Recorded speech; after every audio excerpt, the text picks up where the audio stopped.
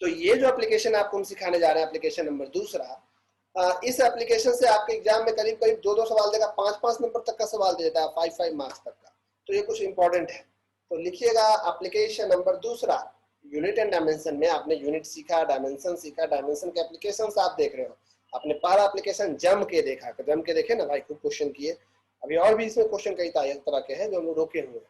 अभी आपको application number दूसरा सिखा रहे हैं। तो नंबर दूसरा लिखिएगा, to establish relation among the given physical quantities। Application number दूसरा, to establish, हेडिंग लिखवा रहे, to establish relation among the given physical quantities। to establish relation among the given physical quantities। ठीक है, ये VVIO को ध्यान सीखिएगा। अभी हम फैन वन था चालू कर लिए थे, बंद कर दे रहे हैं, दिखाई दे रहे हैं हम? ओके। तो to establish relation among the given physical quantities, ये क्या है?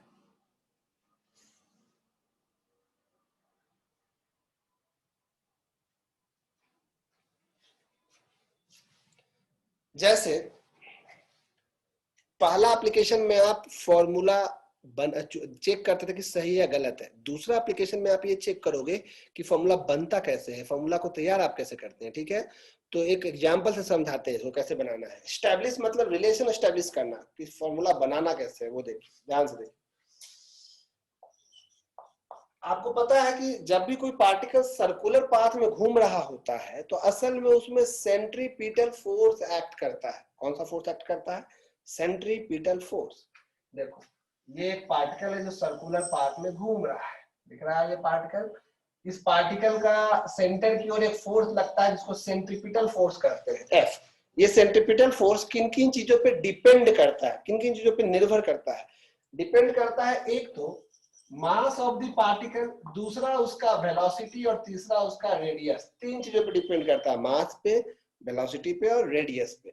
तो क्वेश्चन लिखेगा, if centripetal force acting on a particle, if centripetal, normal spelling, if centripetal force acting on a particle, if centripetal force acting on a particle depends on if centripetal force bracket में F लिख लीजिएगा, if centripetal force bracket में F acting on a particle depends on mass of the particle m, mass of the particle bracket में m, comma its velocity bracket में v, its velocity bracket में v, and radius of circular path bracket में small r, and radius of circular path bracket में small r, then comma देखें, then establish relation among these quantities, then establish relation among these quantities, then establish relation among these quantities। In quantities में हमें क्या establish करना है? हमें relation establish करना है। then establish relation among these quantities। सुनिए, repeat करते हैं, if centripetal force ब्रैकेट में F acting on a particle depends on mass of the particle m, comma its velocity v, and radius of circular path small r, then establish relation among these quantities, establish relation among these quantities। ठीक है, इन quantities के बीच में हमें क्या establish करना है? Relation establish करना है। देखिए ध्यान से, यहाँ क्वेश्चन में क्या क्या दिया हुआ है वो देखिए, क्या क्या दिया हुआ है उसको देखिए। गिवन है कि सेंट्रीपिटल फोर्स है F डिपेंड करता है, तो डिपेंड करने को हम प्रोपोर्शनल के साइन से दिखाएंगे। किस पे डिपेंड किया? मास पे, और किस पे डिपेंड किया? वेलोसिटी पे, और किस पे डिपेंड किया? रेडियस पे। जिन जिन चीजों पे क्वेश्चन ने बोला है वो सब लिखिए, लेकिन कैसे डिपेंड करता है ये नहीं बताया है, डायरेक्टली, इनडायरेक्टली, क्या उसके स्क्वायर पे डिपेंड करता है कि उसके रूट पे डिपेंड करता है, ऐसा कुछ नहीं बताया है। हमें ये पता नहीं है अगर, तो अपने मन से एक का पावर a, एक का पावर b और एक का पावर क्या लिख लेना है? c। अगर हमें ये a b c पता चल जाए तो हम रिलेशन बता सकते हैं। समझ में आया? पहला स्टेप, क्वेश्चन में जो दिया है वो किस चीज पे डिपेंड किया वो लिख के सबके पावर में कुछ कुछ डाल दो। ठीक है, उसके बाद कंबाइन करोगे सबको एक साथ तो f डिपेंड करेगा m का पावर a, v का पावर b, r का पावर c। अगर आप प्रोबेबिलिटी साइन हटाना चाहोगे तो f इज इक्वल टू एक कांस्टेंट डालना पड़ेगा k, m का पावर a, v का पावर b, r का पावर c। इक्वेशन नंबर 1 यही इक्वेशन बनेगा। अब ऑब्वियस सी बात है दोनों साइड का हम डायमेंशन लेते हैं, क्योंकि इक्वेशन बना है तो डायमेंशन दोनों साइड का इक्वेट कर सकते हैं। तो taking dimension on both sides, taking dimension on both sides, दोनों साइड आप डायमेंशन लीजिए। देखिएगा आप दोनों साइड डायमेंशन लेने जा रहे हैं भाई। इधर side dimension of f is equal to constant है k तो आपने कांस्टेंट लगाया, कांस्टेंट का डायमेंशन नहीं होता है, इसीलिए हम k का यहाँ कोई डायमेंशन नहीं लिख रहे हैं, ठीक है, कोई जरूरत ही नहीं है। मास का डायमेंशन जो भी होगा उसका पावर a, वेलोसिटी का डायमेंशन जो भी होगा उसका पावर b, रेडियस का डायमेंशन जो भी होगा उसका पावर c। जरा बताइए फोर्स का डायमेंशन क्या होता है? Mass into acceleration, mlt-2। आपके पास डायमेंशन सारा लिखा हुआ है एक टेबल में। अगर डायमेंशन किसी को नहीं आता है, भूल जाते हैं, तो बार बार आप टेबल देखिए, लेकिन कुछ कुछ बेसिक डायमेंशन आपको याद होने चाहिए जो आप 10 तक पढ़े उतने क्वांटिटी बोर्ड एग्जाम में लिख के नहीं देगा, कुछ कुछ सारा हम नहीं करेंगे, आप याद कीजिए। मास का डायमेंशन होता है m पावर a, वेलोसिटी का डायमेंशन होता है lt-1 पावर b, देख रहे हैं आप। और रेडियस का डायमेंशन, रेडियस एक तरह का लेंथ है और लेंथ का डायमेंशन होता है l, रेडियस एक तरह का लेंथ है ना, l का पावर c। देखो तो यहां से अगर हम आपको समझाना चाहें तो क्या बना देते हैं, m का पावर a, l का पावर b और t का पावर -b, ओवरऑल पावर मतलब दोनों का पावर, ठीक है। और यहाँ l का पावर है c, सेम बेस वाला ऐड होता है टर्म। इधर साइड कौन आ रहा था? देखो m का पावर 1, l का पावर 1, t का पावर -2। ऐसा इसलिए लिख दिए, कई लोग कंफ्यूज होते हैं, कुछ नहीं लिखा है मतलब 1 है, जीरो मत समझ लेना। यहाँ m का पावर कितना है? m का पावर है a, l दो जगह पे है, एक यहाँ पे एक यहाँ पे है, दोनों जगह l दिख रहा है। और दो जब बेस सेम होता है तो पावर ऐड होता है, यहाँ l का पावर b, यहाँ l का पावर c, तो l का पावर b प्लस c और t का पावर है -b। देखो ठीक है। अब हम क्या करेंगे, दोनों साइड सेम जो जो टर्म है उनका पावर हम इक्वेट करेंगे। जब दोनों साइड इक्वेशन सेम है, इक्वल टू है, तो उनका पावर भी सेम होना चाहिए। हम यहाँ लिखेंगे इक्वेटिंग कोएफिशिएंट या एक्सपोनेंट कह सकते हैं। एक्सपोनेंट मतलब power, exponent of similar terms, समझिएगा इसका मतलब। इधर भी m है, इधर भी m है, तो इधर m का जो पावर है, इधर m का जो पावर है वो सेम हो जाएगा। इधर m का पावर कितना है? a इज इक्वल टू, इधर m का पावर कितना है? 1। इक्वेशन नंबर 2 देखा आपको, a इज इक्वल टू 1 हम कैसे लिखे, क्योंकि दोनों साइड m था, ठीक है। इधर l का पावर b प्लस c, इधर l का पावर 1 है, तो बताओ दोनों को इक्वेट करो, b plus c is equal to 1 हो जाएगा। इक्वेशन नंबर 3 देख रहे हैं हम कैसे लिख रहे हैं। और लास्ट जो t का पावर, यहाँ t का पावर कितना है? -b is equal to -2। Equation number 4। अब ये सिंपल मैथ है, ये बचपन से सब लोग बना लेगा कि हाँ भाई ए बी सी यहाँ से नहीं सोल्व कर लोगे। सोल्विंग, इसको सोल्व करने पे अब आप जैसे सोल्व करो मैथ दिमाग लगा के, a का वैल्यू 1 साफ दिख रहा है, माइनस माइनस कट जाएगा, b का वैल्यू 2, b का वैल्यू यहाँ 2 पुट करेंगे तो c, ये 2 उधर जाके माइनस होगा तो हो जाएगा 1 - 2 इज -1, यानी c इज इक्वल टू -, दिख रहा है। यानी आपने ए बी और सी का वैल्यू निकाल दिया। तो इक्वेशन नंबर 1 दिख रहा है आपको, सब कुछ साफ साफ, कहीं कोई तकलीफ नहीं है। तो therefore equation number 1 imply, equation 1 के हिसाब से f इज इक्वल टू क्या होगा भाई? कांस्टेंट के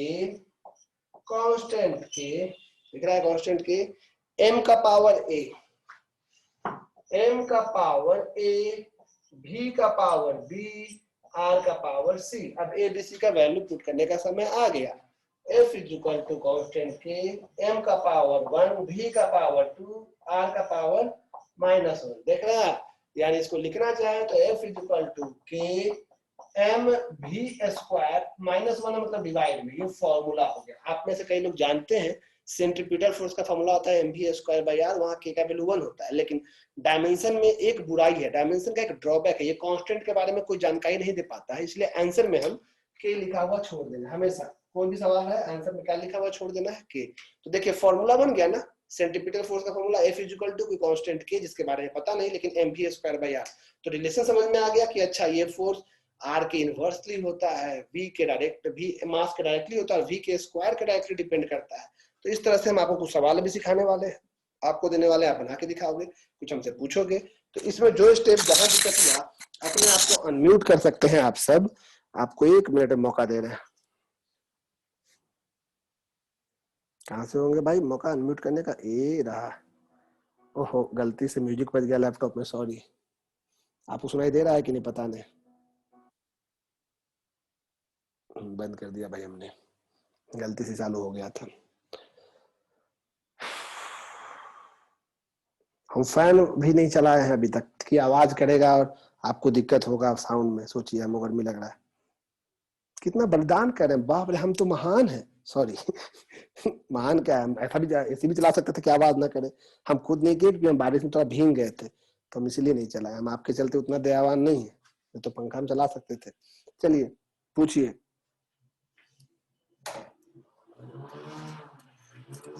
बोलिए कोई भी स्टेप।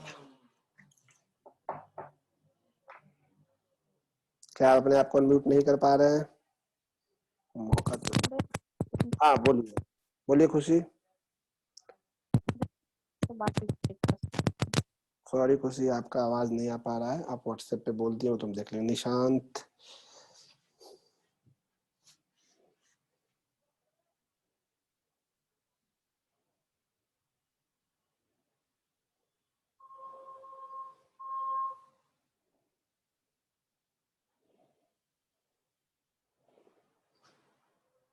हाँ कामरान ने जो लिखा है कि एम नॉट सी स्क्वायर भी लिख सकते थे। कामरान आप लिख सकते थे, बिल्कुल लिख सकते थे, लेकिन एम नॉट सी स्क्वायर नहीं लिख सकते। एम नॉट सी का पावर 4 लिखना पड़ता, क्योंकि अंदर नीचे आकर उसको √2 है, 1/2 है, वहां ध्यान दीजिएगा। ठीक है। हाँ किनको क्या पूछना है, किसी को नहीं पूछना है तो अगले सवाल में जाएंगे हम इसका फोटो भेज दे रहे हैं, आप लिखिए इसको साफ साफ। अगर नहीं लिखिएगा तो आपको कष्ट होगा। इक्वेटिंग के बाद रिपीट करने बोल रहे हैं खुशी, होगी खुशी, हम अभी रिपीट कर देते हैं। जिसको जहां से भी रिपीट करवाना है वो करवा सकते हैं।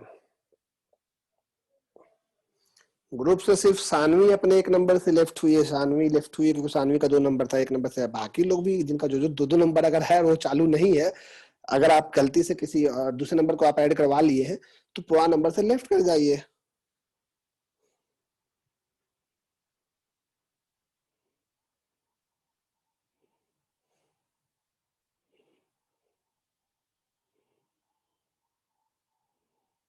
चलिए बात करें, आपका हम रिकॉर्डिंग जो भी आपका मैसेज था उसको जवाब दे दिए। हाँ क्या पूछा क्रिस, स्टार्टिंग से इक्वेशन 1 तक बता दीजिए। ओके क्वेश्चन में क्या दिया हुआ था ये पढ़िए, क्वेश्चन पढ़िए। क्वेश्चन में लिखा था कि if centripetal force F, centripetal force F depends, depend करता हो किन किन चीजों पे, mass of the particle m, velocity v and radius r। तो जिन पे डिपेंड करता है, डिपेंड को हम लोग प्रोपोर्शनल बना के दिखाते हैं। अब कैसे डिपेंड करता है ये नहीं बताया, इसीलिए पावर में a b और c लिख दिए। फिर एक साथ कंबाइन करने का तरीका है, ये f सब प्रोपोर्शनल जगह f, ये एक साथ ऐसे लिखते हैं प्रोपोर्शनल करके। और ये प्रोपोर्शनलिटी हटाने के लिए हमें कांस्टेंट क्या लगा लेते हैं, k। प्रोपोर्शनलिटी को इक्वल टू बदलने के लिए कांस्टेंट k लगाते हैं। तो इतने कई लोगों का स्कूल में ऑलरेडी ये हो चुका होगा, इसलिए वो अच्छे से समझ गए, मानते हैं क्योंकि बहुत आसान होता है। लेकिन जो पहली बार सीख रहे हैं वो प्लीज गलती नहीं करेंगे। चलिए अगला क्वेश्चन आपके लिए ही, आपका टेस्ट की तरह होगा, ध्यान से सुनिएगा। एक बात आप समझ लीजिए कि कोई सिंपल पेंडुलम अगर आप देखिएगा, ये सिंपल पेंडुलम है, आपको ये लिख चुके होंगे। सिंपल पेंडुलम का लेंथ होता है L, मास होता है m, बॉब होता है लटका हुआ, उसका मास m होता है, और धागे की लंबाई कितनी होती है L। और अर्थ का एक्सेलरेशन ड्यू टू ग्रेविटी इसमें एक्ट करते रहता है, कितना एक्ट करता है, 9.8 g। तो एक सिंपल पेंडुलम में 3 चीजें आपको यहाँ पे यूज कर दी हम, एक लेंथ, एक मास और एक acceleration due to gravity G, इस पे एक्ट करते रहता है। तो पेंडुलम ऐसे ऐसे मूव करता है। तो एक पेंडुलम का टाइम पीरियड होता है, टाइम पीरियड समझते हैं, एक कंप्लीट ऑसिलेशन कितनी देर में पूरा होता है उसको कहते हैं टाइम पीरियड। टाइम पीरियड को हम लोग स्मॉल टी कैपिटल टी किसी भी दिखा सकते हो। तो क्वेश्चन लिखेगा if time period capital, time period small T लिखिए, if time period small T of a simple pendulum, if time period small t of a simple pendulum, if time period small t of a simple pendulum depends, if time period small t of a simple pendulum depends on, if time period small t of a simple pendulum depends on length of the string, string धागा, length of the string L, गर्मी लग रहा है थोड़ा,